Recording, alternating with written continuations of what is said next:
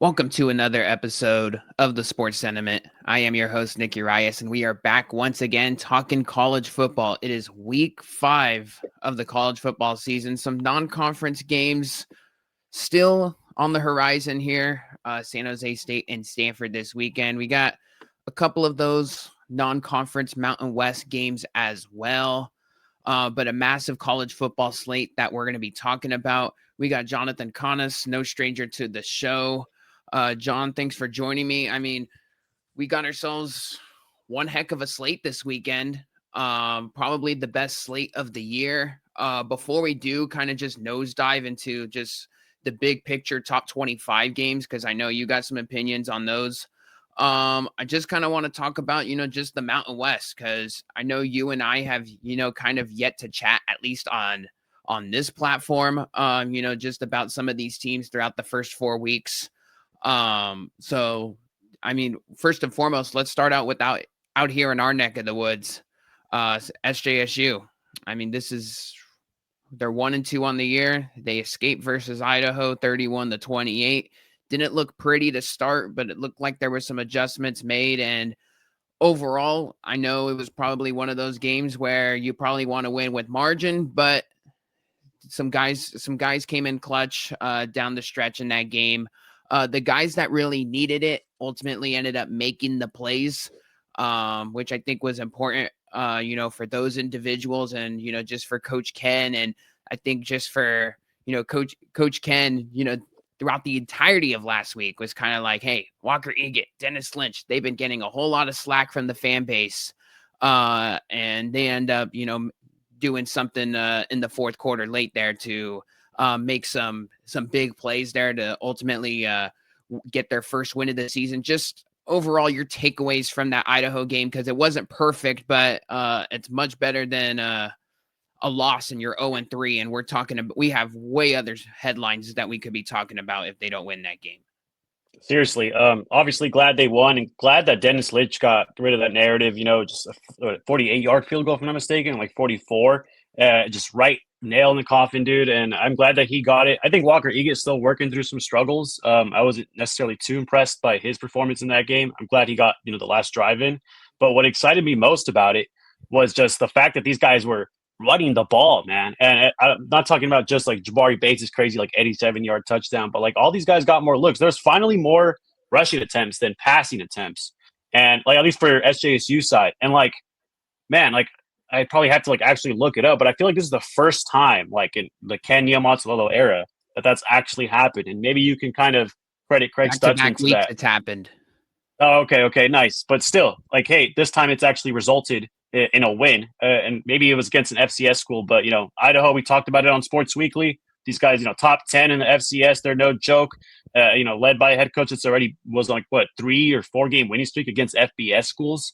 I mean, they were no joke, and they gave everything they had against SJSU. I mean, it came down to the last literal drive, and SJSU didn't capitalize on that. I mean, I thought Idaho had it in the bag before SJSU's drive. So I'm glad that we got to see them run the ball. And then after, Jabari Bates' 87-yard touchdown, I mean, they scored on every single drive after that. So I guess they just needed some time to get acclimated. They decided to stick to the ground, and they did not stop after that. And, credit to them for, scoring, because the defense was having some type of trouble throughout the game as well. Yeah, the Idaho pass defense, I would say, was, and we shout out to Brian Marceau out there in Moscow, Idaho, for coming on the podcast last week. But he kind of said, hey, the weak link of the Vandals defense is, the secondary. And you saw like Coach Stutzman, first play of the game, he goes hard play action and he tries to dial one up to Scudero. By the way, Scudero, another 100-yard game. He's been incredible within this offense. Kyrie Scholes as you're going to hear his name a whole lot more because Malachi Riley officially out for the year at the wide receiver position. Oh. Yeah, that's not a good loss. I know they got depth there, but that was a guy in the slot. Just another depth piece that they could have had. And, he was looking very promising, at least amongst the coaching staff. They totally thought so, all throughout camp. Matthew Coleman's just kind of been a question mark here the past couple weeks just because he got banged up versus Central Michigan. He's still listed on the depth chart. it's not like season ending or anything, but they're just trying to like be cautious with him. They don't want to rush him back by any means here, just because they do feel good about the depth. But I'll tell you what, John, Joshua Wood for Idaho won't be there next year. Like, I'm telling you, like this guy's legit. He was at Fresno last year. He started for them in the Potato Bowl. He was just kind of like he's almost what Tama Amasone is Yeah, for but just he had that role last year for Fresno.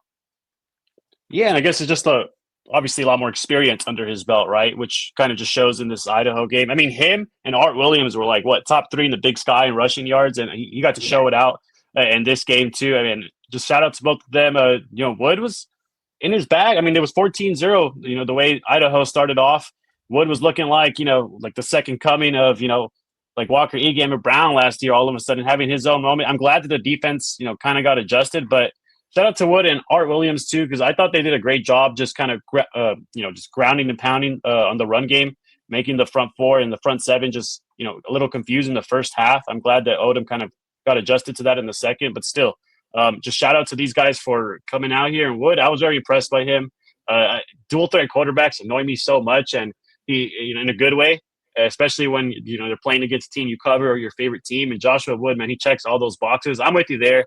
I can't see Idaho keeping him for that long. So Thomas Ford, got to take advantage of that guy while you have him, and hopefully they have a great successful season for after this, because man, like this was no easy draw for them, and I'm glad that they kind of keep scheduling like these winnable FBS games like every year, because it shows just how much they improve every year. And I wouldn't doubt if they stay within the top like 15 of the FCS by the time the end of the year finishes. I don't know what their non-conference looks like for like in the future, but I Yeah, imagine like they have like a bunch of those Mountain West games, dude, because like they're gonna continue to pick these teams off, especially like the bottom tier teams. Like it's if a they good don't catch idea. up. Yeah. And whether it's a paycheck game or not, I mean, like they're getting tons of like praise. Like I saw that this weekend they're playing at Montana. Dude, it's an ESPN2 game at like 7:30 this That's weekend. crazy. I'm Well, last dude, year was Nevada they had, right? And then like this year it's SJSU, or was it last year Wyoming? was Sorry, they won Wyoming. at Wyoming. Yeah. Yeah, last year Um, Wyoming. 2 years ago was Nevada, and they picked them yeah. both off. And SJSU broke the streak for him. And going to Wyoming in that elevation as an FCS school, like I remember Wyoming being like 14-point faves. SJSU was 14-point faves in this game. So I hate the term like just not from you or just anybody, like the money grab, because going into San Jose, like SJSU is 14-point favorites on the spread. And we were talking about a Sports Weekly with our good friend Louis Geis. Like we shouldn't overlook these Idaho Vandals. And look at what happened. All Spartan Nation, in the first half, just hitting the panic mode. Like, what's going on? If Dennis Lynch didn't hit that field goal, we'd be having a whole other conversation. But man, like Idaho, I really mess with them. I can't wait to keep up with them for the rest of the season. Every time SJSU plays a team, I just kind of tend to follow what the other guys are doing, down the line. And I'm really excited for what they're bringing. And hopefully, we mentioned, Joshua Wood, maybe not staying there, but, Thomas Ford, I wonder how long he's going to be at an Idaho Vandal head coach, because back years he's done a successful job in my opinion. Yeah. Just kind of learning a little bit more about their background, just from, talking with our Yeah. podcast guest from last week. He's like a heck of a recruiter.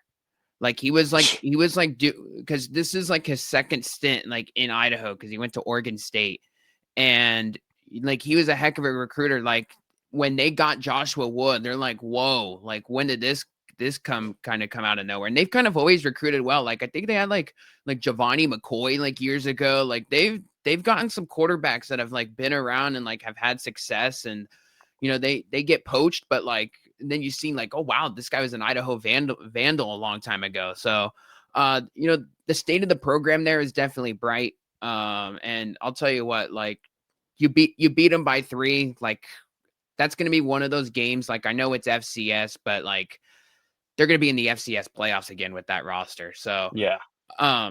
It's one of those FCS games. Like I told you offline, like this wasn't Cal Poly from 2 years ago where it was just, like it was just the ultimate cupcake. That's a quality bunch. As far as Stanford this weekend, Obviously, it's a big game. It's a rivalry game. Um, the game's in Palo Alto. San Jose State hasn't won there since 2000. Our game preview is up. Shout out Dylan Grouse for coming on the Nice. podcast. So that's available wherever you listen or watch, wherever it's out there now.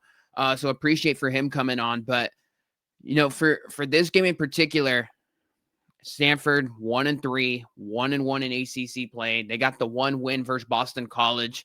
The obscure, ACC. I shouldn't even say obscure because it's going to be happening now, and that is, just the cross It's the country norm now. travel. Yeah. Yeah, it's the new normal. But as far as this game is concerned, we got the Stanford Cardinal. Everyone, I think, that follows college football knows kind of the state of the program, that it's a rebuild season for them. Frank Reich is only there for 1 year. Andrew Luck's got his fingerprints all over this program now and everything that they do. You got Ben Gulbranson at quarterback, former Oregon State Beaver. Once upon a time was 7-1 as a starter 3 years ago when he had to come in and, lead his Beavers to a 3-touchdown comeback in the Civil War. Just he's been around forever. Now he's kind of in this new NFL system with Frank Reich and company. San Jose State played them really good last year. I mean, in Gulbranson, out there in Corvallis. Just overall, what do you make of the matchup? I definitely want to dive into it. Just because you and I are broadcasting this game on the air this weekend for KSJS, but just what do you make of this game? Because quite frankly, just because it's on the road, I don't know what the crowd's going to look like, but it's just because kind of the play of both teams, it's almost a coin flip in a sense. No, it definitely is. And man, for SJSU, I know you've seen the quarterback already in Gulbranson and Stanford. Like, there's no like easy way to put it. Like, throughout the last 3 weeks, I mean, they look like a shell of what they used to be. It looks like sometimes they can't even move the ball. But last week, specifically against Virginia, I'm glad that Gulbranson at least was able to get his numbers up. Past 200, he had 286 yards. Mind you, like 3 or 4 of them were from like 50-yard chunk plays. So I don't know how too impressive that was, and they did end up getting killed by the Cavs, 48-20. But regardless, the reason I say I think this is really a close matchup, not just because Stanford's at home, but I mean, dude, like I was looking at the rest of their schedule. Like I think this is Stanford's last winnable game, like on the schedule. Like no joke. You got SMU after this, which whatever, but after that, you got like 2 top 10 teams in Florida State in Miami. I know, like in players and coaches, like you kind of get mad when you look too far ahead, right? But if I'm a Stanford player, I think I'm looking pretty far ahead and like looking like, hey, like unless like we pull off like one of the greatest upsets in college football, this year, this SJSU game like might be the last chance to get a dub on the board unless North Carolina comes in later. So that's kind of the way I'm looking at it for Stanford. And I think like for that reason, like this is going to be like their type of Super Bowl, man. And Micah Ford didn't have a great game last week against Virginia Cavaliers, was held under 50 yards after being the ACC Player of the Week. So I think for Stanford, just the fact that like the way they've been losing lately, aside from the crazy win over Boston College, I think this game just means a little bit more to them. Actually, since now it's at them, and right now SJSU has that bragging right with that 34-31 win last year. I know there's not that many returners for Stanford's side, and you got the leverage with Ben Gulbranson, but still, like there's something about me that I'm way more nervous for this game than I was last year. I was so confident in SJSU winning, but this game just specifically for Stanford, like I feel like it's like something they have to win, like in their eyes. I feel like we were looking this game on paper like 2-3 months ago, and you're like, okay, this SJSU might be favored in this game, and they might win with margin. Now, just because of how slow things have come out of the gate, I think you kind of have to go really sit down and like reevaluate everything. Michael Ford's gonna be the vocal point in this game for Stanford. I mean, there's really no doubt about that. I know Stanford's kind of been retooling their offensive line, and but still, like they got athletes there. They've been still running the ball, their entirety of the time. Yeah. Micah Ford's definitely like the guy to circle, like because you're gonna hear his name probably like 25 plus times in this game every time he gets the ball. I don't know how much they're gonna really utilize their wide receivers in this game. Especially they're going to have to, if they're playing from behind, obviously they're going to have to throw the ball. That's why I've kind of been preaching to everybody I talk to when it comes to this game, like, you got to get off to a fast start. Like, you got to play for a lead, because we've seen now with this Stanford team, when they play from behind, he's just not one of those guys that can really rally the troops and really beat you, dropping back and, making a play there. Sure, he might do it for a couple plays on a drive, but if you're going to manufacture a drive where he's going to have 7 dropbacks and go for 85 yards, I just don't see that happening over the course of a quarter and a half, depending on where the scoreboard is at. So if this Stanford team, like, they controlled the Boston College game, and they had a pick 6, they had a Michael Ford explosive, they had a Sam Roush massive catch and run in that game. When they play from ahead and they're in the game and they can do what they want offensively, they're a quality bunch. So just because they got recruits there, like, they actually have talent there. So that, from that standpoint, like, if SJSU is down 2 touchdowns in this game, mid third quarter, offense is looking sluggish, it's going to be a tall task to come back in this game. So I think whoever has, control of this one early on and is able to keep it, I think ultimately has the upper hand in this one. I don't really know. I think both teams are going to have success. Like, I would say, like, this game is not like a shootout, but it's relatively high scoring. Both teams are going to hit the end zone.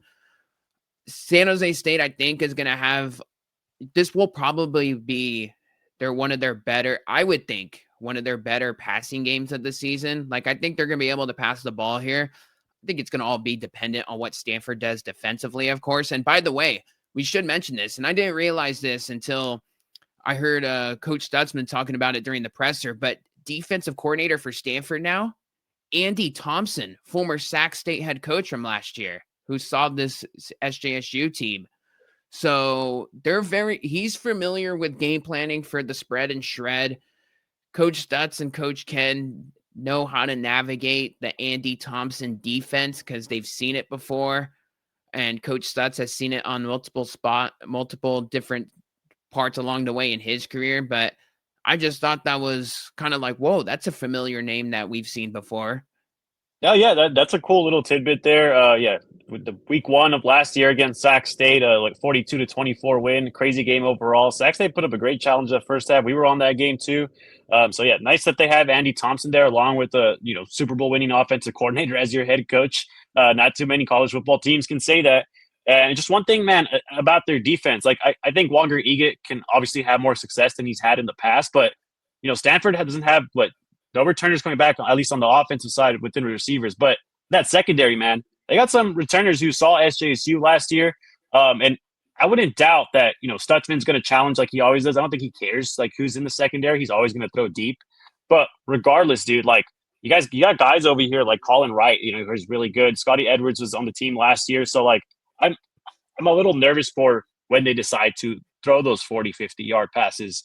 I've been impressed too by just Stanford's defense overall. That's the only reason they won that game in Boston College, just forcing turnovers. And that's the only reason why the Hawaii game was so close. I mean, Bengal Brants only had like 150 yards and, I know they were doing their thing rushing, but I mean, the only reason that was close is because the defense was really handing these guys like under 25 points.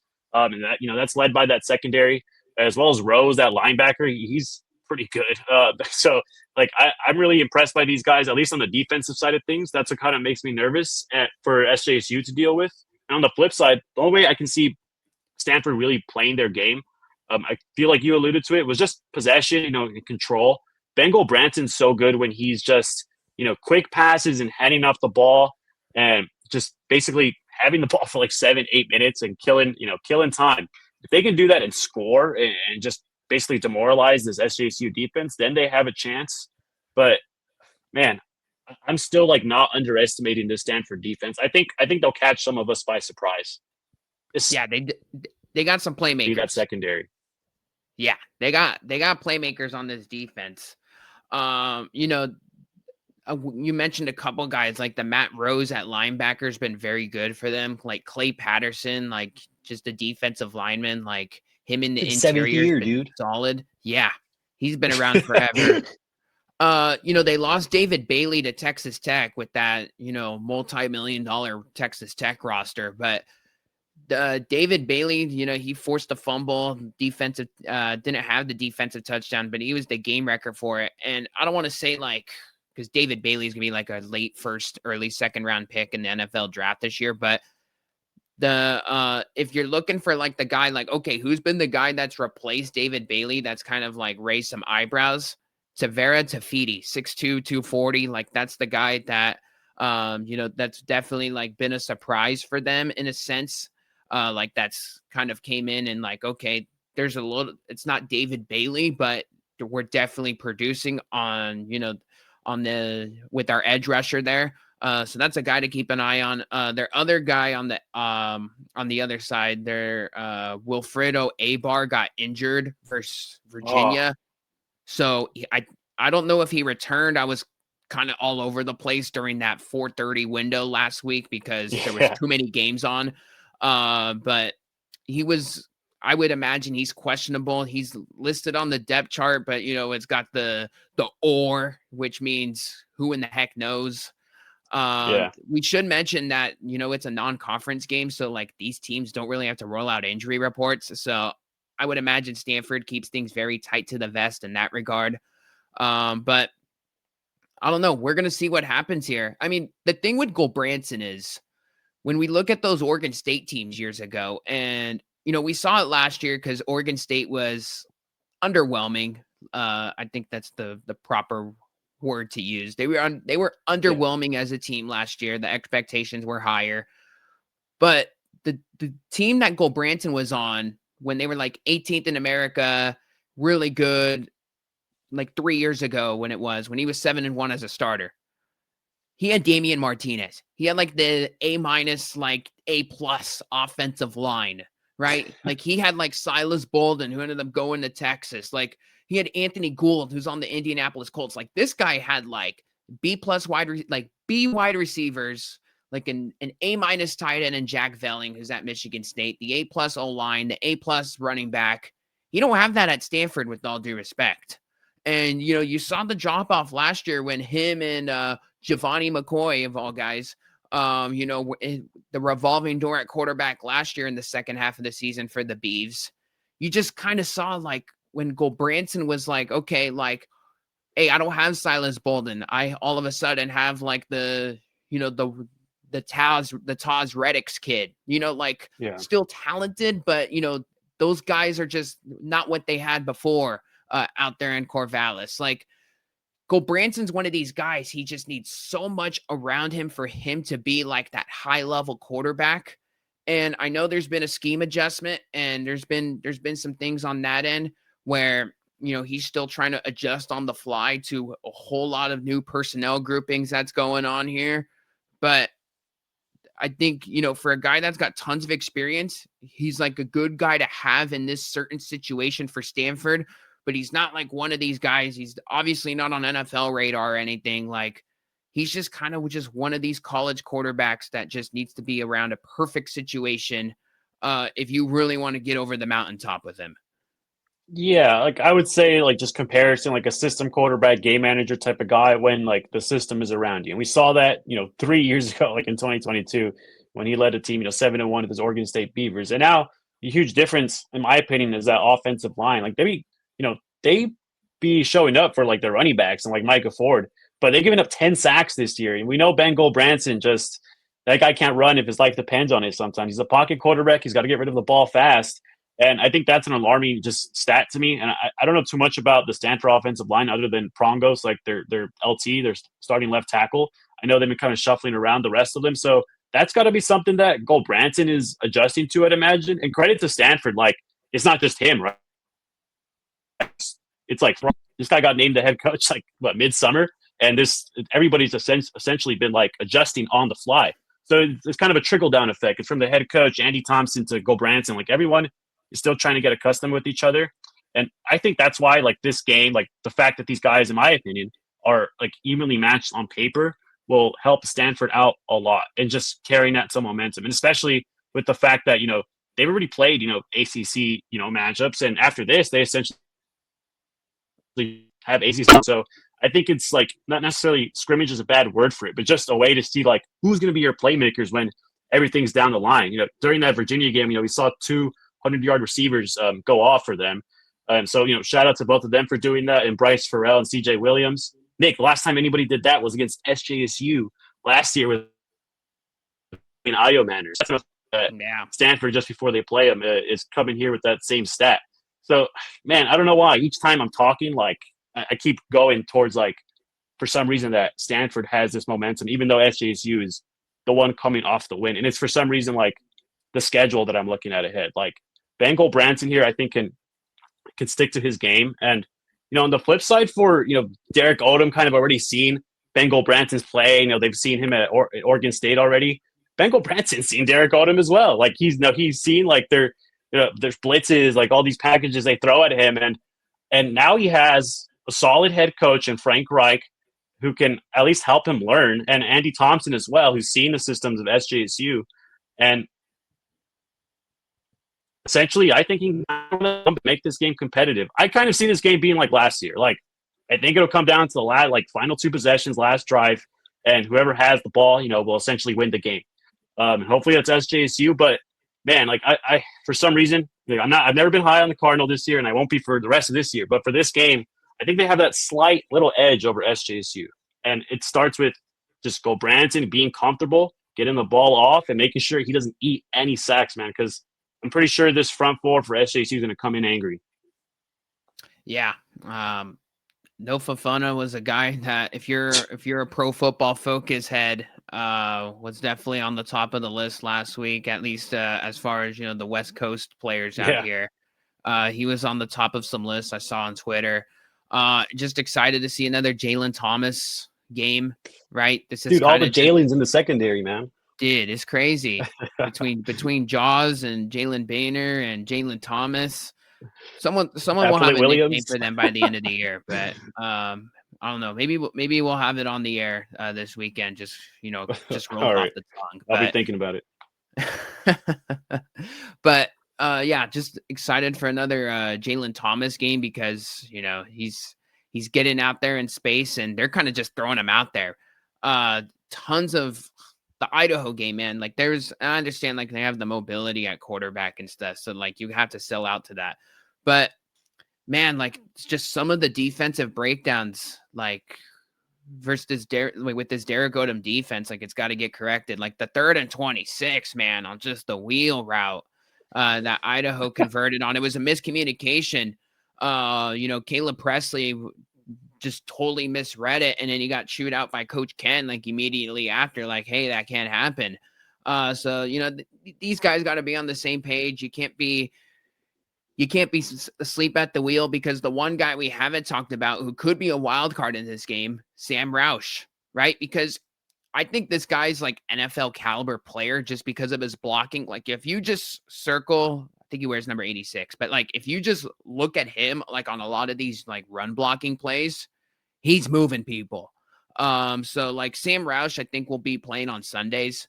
We already know the history of Stanford tight ends, of course, but Roush could be one of those guys where he's blocking like 8 straight plays, and then all of a sudden, like how he had in that Boston College game, like he just slips through the defense and he's got like a 50-yard reception. So that's a guy that could pop up in a game like this when you least expect it.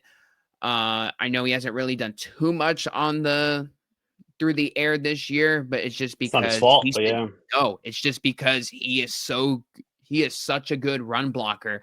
They need him, to open up those gaps for a guy like Micah Ford.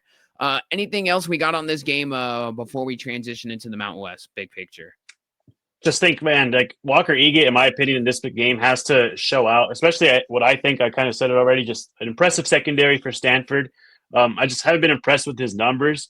And on the flip side, if he doesn't get the chance to show out and actually throw the ball, I'm excited to see Jabari Bates and Floyd Chalk just do their thing, man. Like I want to see more. I want this trend to continue. Like, stay on the ground if that's successful. Like, if you got to stay with the game plan. If it's not broke, don't fix it. And if Jabari Bates and Floyd Chalk are being comfortable again, Floyd Chalk's 2 touchdowns last week. Jabari Bates like over 100 yards, career high.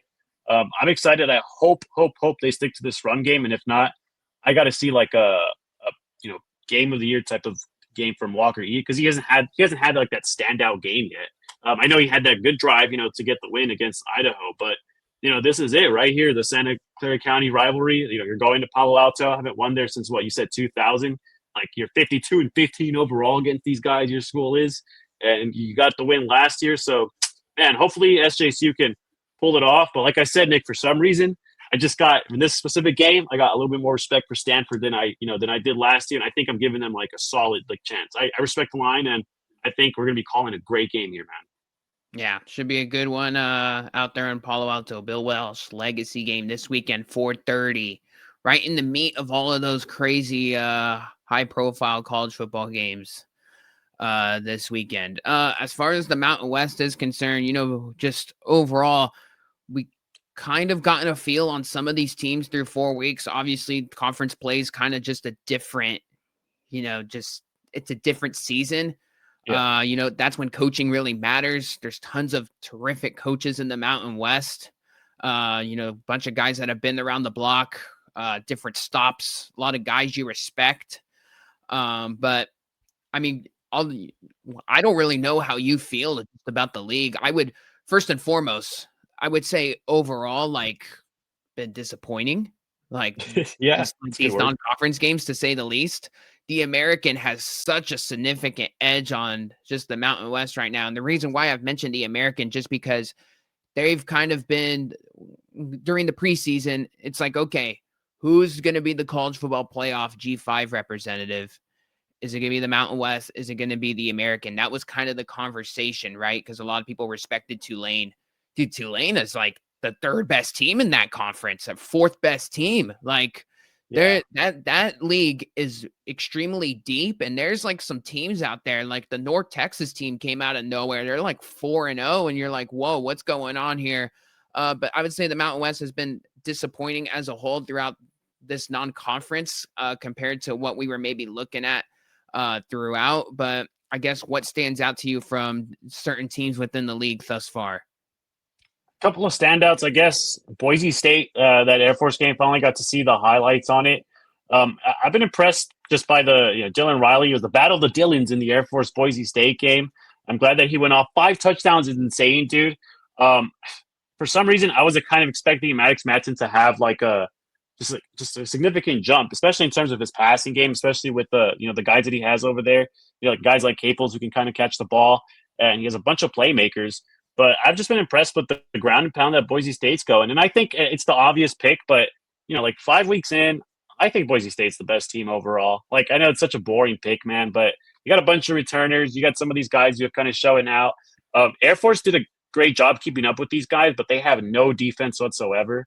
But, man, yeah, I think Boise State, UNLV, those are the top dogs right now. I know you have some opinions about UNLV, I'd imagine, but I think Boise State overall is taking the helm, and for me, UNLV's taking a little bit of a step back. But I like your word for disappointment. I think another way to describe the Mountain West, just still up for grabs, dude. Especially the way everything's been playing out. Fresno State to me has I said it earlier in the year at Sports Weekly. These guys might surprise us, and all of a sudden, Ward and are they Donaldson, your number 2 right now on the power rankings? I can't say that. I can't say that about Fresno. You just played Hawaii. I guess the more compelling question is who's your number 2 behind Boise State, because you could probably be UNLV. Make an argument for a lot of teams. Yeah, it'd probably be UNLV though, just based off record, the comeback win over Miami, Ohio. Dan Mullen, Calandria looks a little bit more comfortable, even though he made a couple of silly interceptions in that game. I think it still has to be UNLV, but I'm definitely teetering for the third spot between SJCU or Fresno. It has to be Fresno right now, just because of how comfortable they look. They look like they took care of Hawaii, just pretty soundly. I like their ground game. It kind of looks like the whole Mountain West is just, dude, relying on the ground and pound. They got some strong runners, physicality over there. That's the way Donaldson plays, and I'm excited for him. But I guess right now that top 3 be Boise, UNLV, and Fresno State. Fresno State. I don't know their preseason ranking, but dude, coming out of nowhere, like at least in my rankings, just to be in the top 4 spot, like overall. And I think They were fifth. they're fifth. Okay, that's Yeah, seem a little high. because Yeah, Colorado State was over them, and what a Colorado horrible State and pick. SJSU, and then UNLV and Boise on the top of my head. Fresno's definitely been impressive. Like the game, the late night special on Saturday night or Sunday morning for some, and for on the island. That was a game. First of all, like the Fresno Hawaii rivalry's been like mad underrated, like amongst like the league. Like everyone talks about like the border war and all the local rivalries, and it gets a whole lot of attention. Dude, the Fresno Hawaii rivalry, like Hawaii went in there last year in the Central Valley and like stole the game, like on a pick six, right? Micah Yeah, King threw a pick six. Like Hawaii has played them feisty, so I knew that this game was going to come right down to the wire. Alejado looks so uncomfortable with that Fresno defense, which I would say is probably the most untalked. Like Hawaii's, I would say this: Hawaii's defense is probably the most underrated like unit in the Mountain West right now that like enough people aren't talking about. Like Dennis Thurman at defensive coordinator has been awesome for them. But at the same time, I would say like Fresno State's defense has been underrated as well.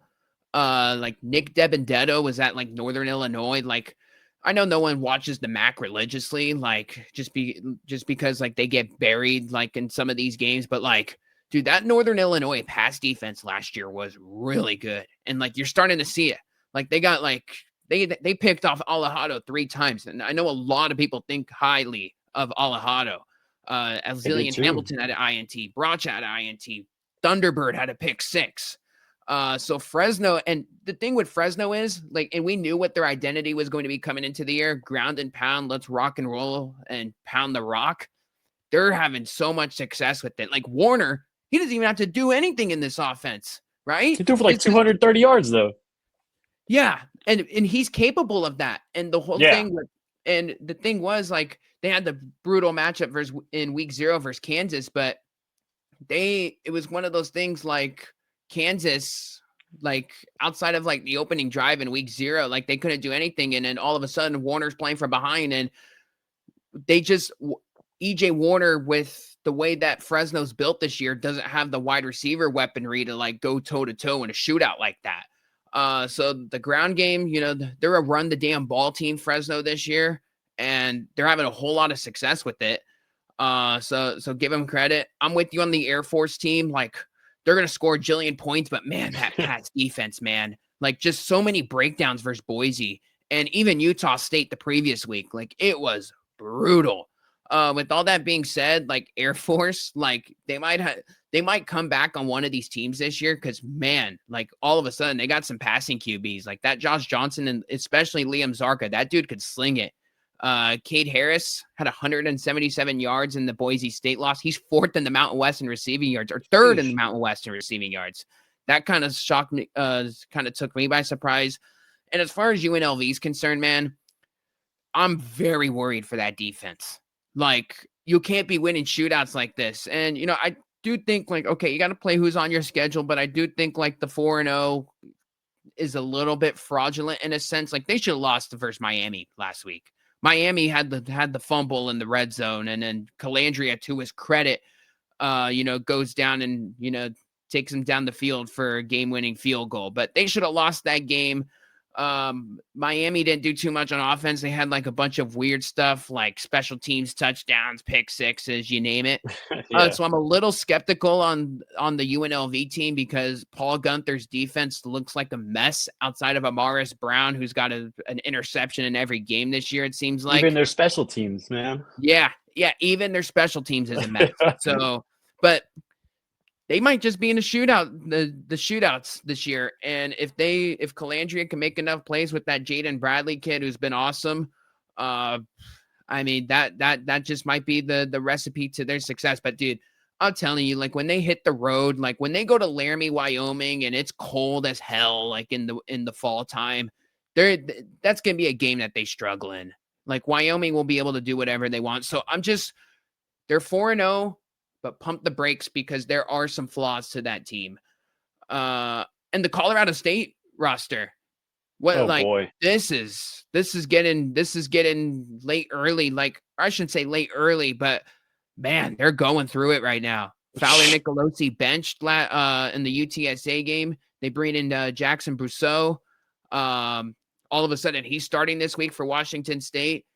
Jay Norvell's got 1 year left on the contract. He's got this year. He's got next year. There's some pressure on him, man. Like, and last year was the year to do it. Like, last year they had the soft schedule in league play, kind of like what SJSU has this year. That's why if you're SJSU, still like hold out hope because you got the soft league schedule, like to still go compete in the Mountain West. But Colorado State, like, they didn't make the Mountain West title game last year when all of that stuff was, they had the scheduling gods on their side. Now they're going through it. Like, they had this tough non-conference. I don't know what to make of the Washington State game this weekend because they've been all over the place themselves.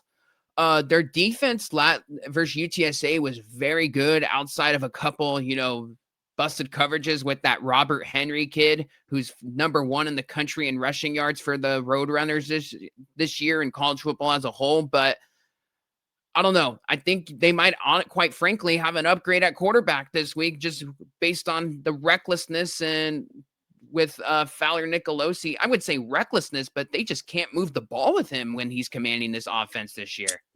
Yeah, he's got like the yips or something, and I kind of noticed that that Northern Colorado game, just not too impressive. And Norvell, man, I don't know how else to say it. This guy, fighting for his job at this point, and that Wazoo game will mean a lot to them. I believe that game's in Colorado, right, for the Washington State game. So yeah, a whole of a lot. And Washington State kept up with, they were on a comeback against Washington. They didn't really catch the end of that game, but I saw Washington winning, Wazoo starting to come back. It's no easy beat for anybody. Colorado State, in my eyes, I kind of told you this already, like on Sports Weekly, probably has to be like the worst team in the Mountain West. And I'm only just judging that off of the Northern. Dude, they're horrible, man. Like, they're bad.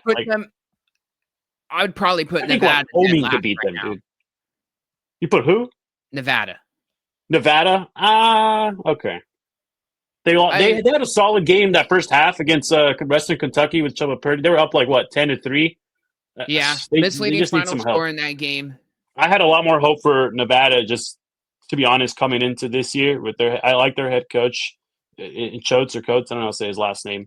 But I like how they play. I listened to some of like his like pregame antics last year and just like his speeches and stuff, and that guy gets me riled up. Like, some guy that I would want to play for. He has like that. I don't know how else to say it, like that. That man type of mentality. And I really like that. In that Western Kentucky game, they had control, I think, in the first half. They were up 10-3 before everything else went haywire. I have a lot more respect for Nevada right now in Wyoming than Colorado State. I just think maybe because of what I've seen from Colorado State lately, it is not pretty what they're putting on TV, dude. Like, I don't want to watch those games for some reason. That's how bad they've been. Yeah, their defense, they're playing in a bunch of like those low-scoring, ugly games right now. Yeah, I'm with you. Not fun to watch, but neither is that Wyoming brand of ball. That's no fair. They had Colorado. The one team we need to mention that we haven't yet, Utah State. They're extremely well coached with Bronco Mendenhall. Bryson Barnes is just shredding all these Mountain West defenses, and everybody's going through right now. He's first in the league in passing yards. I think first in touchdowns, like amongst quarterbacks. I wouldn't doubt it because they run QB power with him, and it's over. Him and McGivern are on the same page. These wide receivers for them are like making plays from, and they're not really like household names, but Mendenhall coaches that defense, man. And again, like, they don't have like too many names that you would recognize. Like, we're still trying to learn them, but like, man, you can tell like they come prepared. They're well coached. They're 2-0 in league play already. And you already know when it gets cold out there in Logan, Utah, man, there's not gonna be many teams that beat them. Yes, they're a team that I'm for sure going to keep my eye on. Barnes with the Utes, there's a guy I really enjoyed watching when he was on the field. That was always obviously his problem. A lot of experience under his belt, played in the Big 12. Now he's seeing Mountain West, and I would expect him to start, shredding some of these offenses when even more league play commences. Mind you, the last game I think they had was against McNeese, so they were able to essentially just run up the scoreboard. I'm way more interested, and I'll probably catch my eyes before I start to head over to Palo Alto. But that 12:30 game with Vanderbilt against Pavia, I think that game will, get some eyes on Barnes if all goes well for Utah State. And I think him and Pavia have a chance to go, toe to toe, just gunslinging that whole game. And yeah, I'm kind of with you there. I'm still kind of for Utah State specifically, like learning who Barnes is essentially kind of getting that chemistry with, in the wide receiver room. But I've seen Barnes play a whole lot, just in general his whole career. And man, I think he's going to be someone, or Utah State in general will be scary to watch for the Mountain West. They'll be like that dark horse team, that, like, week 7, week 8, it'd be like, what the heck, dude? Like these guys have like 3 or 4 wins already, and like nobody's beating them in Mountain West play. So I'm excited for Utah State. They're one of those teams that, I think they're still below like Fresno and SJSU. I got to see like who they're going to play, and how they do against this Vanderbilt team. But I think the whole upside for me is just Barnes, like just having like a 6th, 7th year quarterback out there against teams that haven't really seen him, and he's prepared against way better defenses before, will give him that edge. Yeah, and I imagine, like you say SJSU, but like the league schedule, like if they play a good game for Stanford and we're going to know a whole lot more this weekend for Stanford to see what they really show out there against a beatable ACC team. And then the next week versus New Mexico, because New Mexico's been impressive. They're well coached, extremely disciplined bunch. That's a short week as well. I know New Mexico has to come travel. That's a Friday night primetime Mountain West game. You're going to know where you're at with San Jose State and the Spartans the next 2 games, because New Mexico's way better than what everybody projected when we were talking this team during the preseason. As far as, just you kind of touched on it, like that's the game you're circling, Utah State and Vanderbilt. That's kind of an adult only game just because of the 2 quarterbacks involved there with Pavia and Bryson Barnes. But look, San Diego State's coming off a massive win versus Cal. They're at Northern Illinois this week. New Mexico State and New Mexico, that's a rivalry game, which good scheduling spot for San Jose State in that regard, right? You're win or lose. New Mexico, I think, is going to beat New Mexico State. I know that's a rivalry game, but New Mexico State's offensively challenged. New Mexico will have that team ready. It's in Albuquerque. I'd expect a really good crowd for that one. Man, that's been the most underrated rivalry in like college football. Like even going back to when Pavia was at New Mexico State, those teams don't like each other. And neither do any of the residents out there in Las Cruces and Albuquerque. So that's a real game. Coming off a rivalry, it's gonna be a physical game. Hawaii at Air Force, interesting one, in a Mountain West game.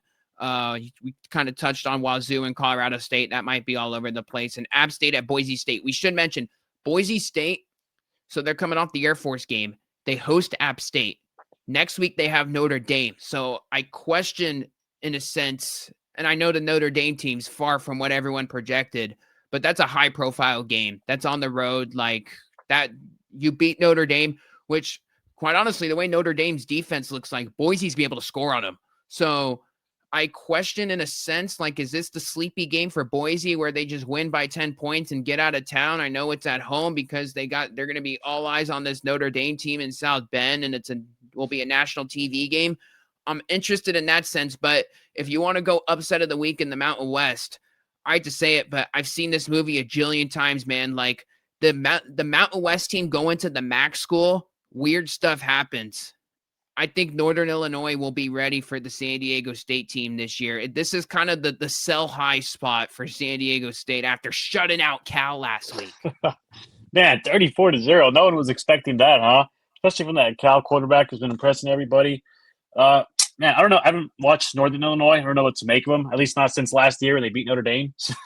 Like, I'm not too sure what to make of them. But, I mean, it's Northern Illinois, and I saw that San Diego State's like a 2.5 favorite. Is that game in San Diego? No, it's on the road. Ugh. You really think San Diego's going to lose this game?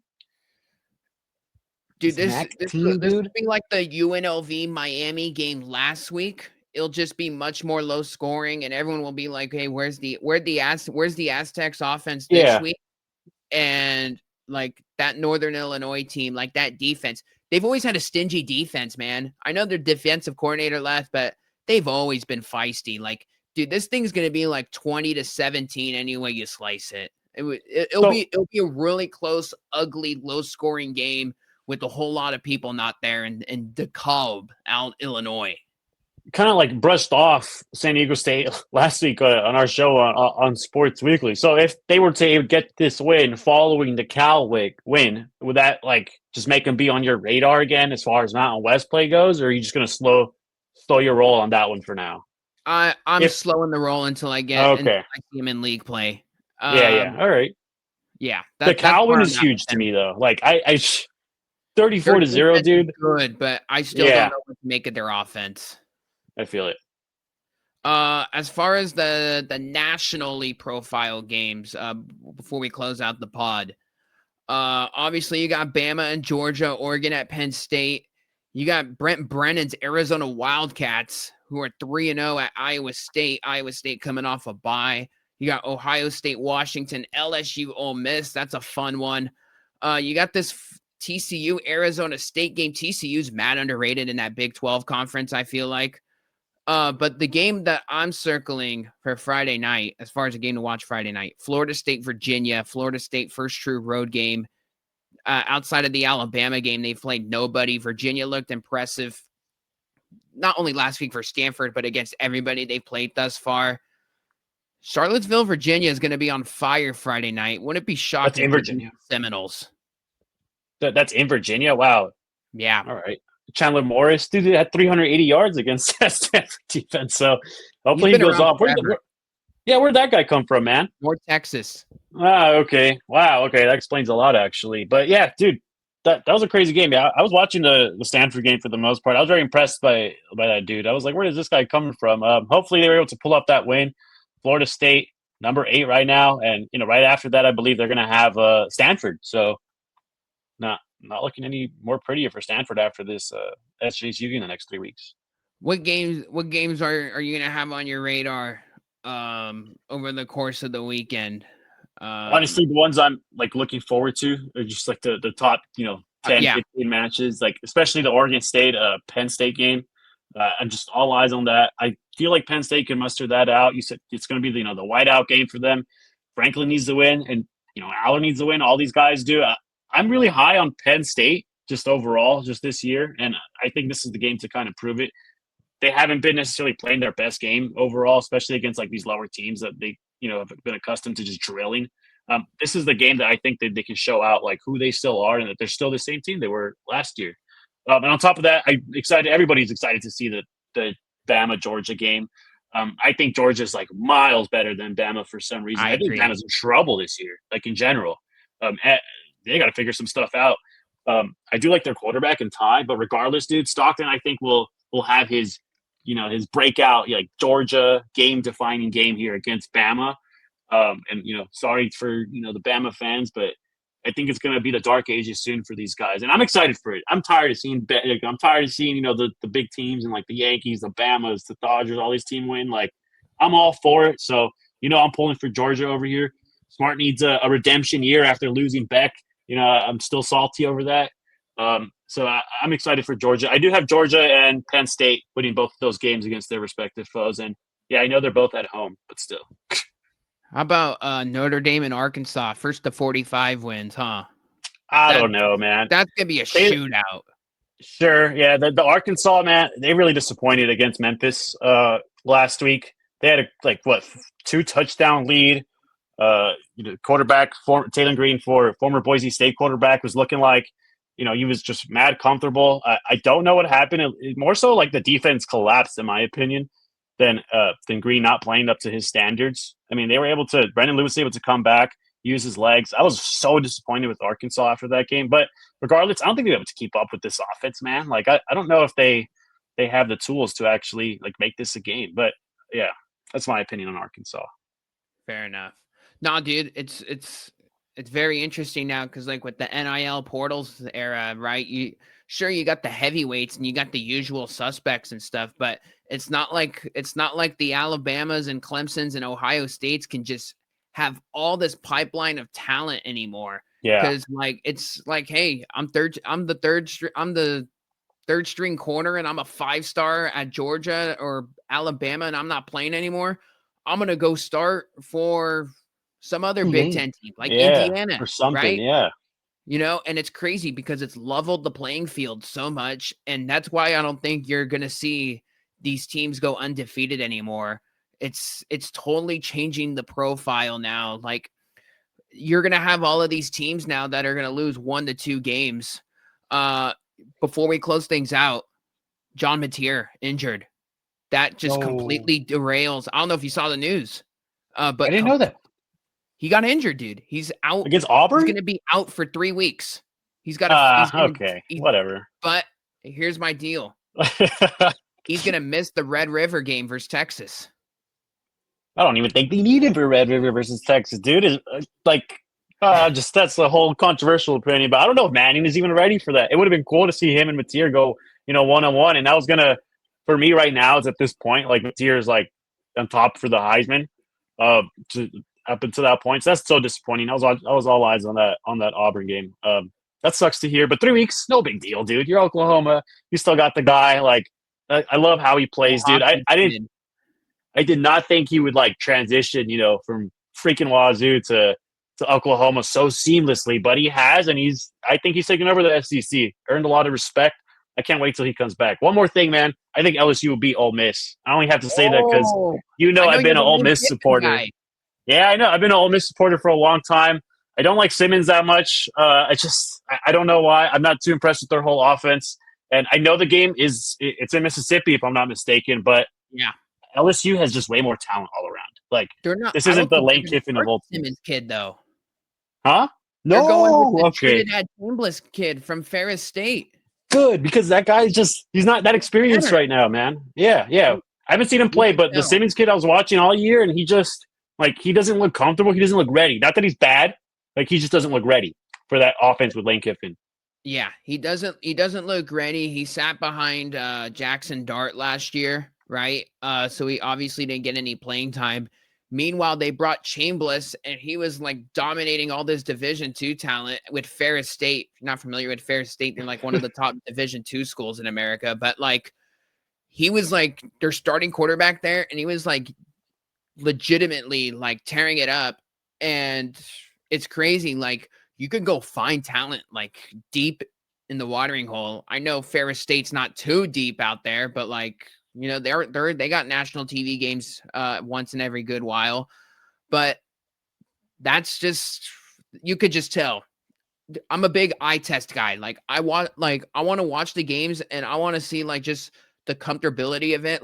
I know all these people stats and analytics have just kind of taken over the world of sports and how we go about our business now. But I'm one of these guys, sure, go into the stats, but you need the healthy balance. You still need to go see okay, what's the mood in the locker room? How does the offense look? How's my wide receiver play when this guy's out here? There's just so much that goes into it that you just have to sit down and watch the game just to kind of really get a feel of what your roster looks like. Chambliss just looks better navigating the Ole Miss offense compared to where Austin Simmons is. And that's not a knock on Simmons. It's just, you're going to go with the better option where what's the betterment for what's good, the better good of the team. I honestly have Ole Miss in the game. Wow, that's surprising. All right. I think Lane Kiffin I'm pretty sure they're starting Chambliss. It'll be a huge L for LSU if they lose that game, man. LSU hasn't wowed me, man. I know, but talent-wise, they're still I have this might be controversial for you, but I do have Miami higher than them just in general, the most people. But still, these guys, I'm not counting them out, dude. I like LSU. I think they have the most talent all around, and I guess the only thing that would have changed my views is the fact that Ole Miss is at home. That obviously changes a lot, but LSU has they have aspirations, and I think just losing to Ole Miss and this D2 quarterback will set them back a little bit, especially when you had Heisman favorite. And I know I kind of said this already, but a Heisman favorite as your quarterback, he's not anymore. And you have to win this game for LSU just to establish some dominance and respect in that conference. 100%, man.